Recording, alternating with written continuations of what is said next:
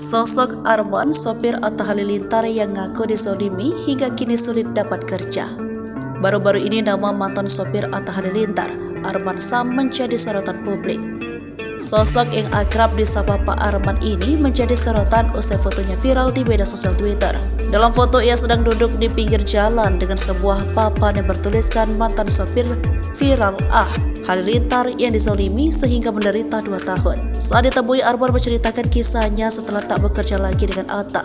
Arman mengatakan setelah berhenti menjadi sopir Atta Halilintar, ia berjualan kopi keliling di jalan. Kemudian Arman mengaku pernah diberi tawaran untuk kerja menjadi sopir oleh seseorang.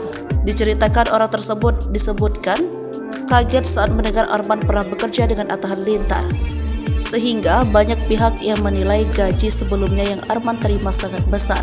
Namun Arman mengaku gajinya saat bekerja dengan Atta Halilintar tak sebesar yang diduga orang tersebut. Kemudian dikatakan Arman orang tersebut sampai mengurungkan niatnya untuk menawarkan pekerjaan.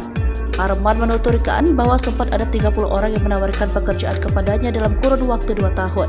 Terlepas pemberitaan yang menyatakan dirinya telah dizalimi oleh Atta Halilintar, Arman menyebut mantan bosnya beserta keluarganya merupakan sosok yang baik. Lebih lanjut, Arman membeberkan gaji yang diperolehnya saat bekerja dengan artis sekaligus YouTuber itu. Arman mengatakan awalnya ia meminta gaji 5 juta rupiah. Namun pihak dari Atta Halilintar tak bisa memberikan gaji dengan nominal yang diminta.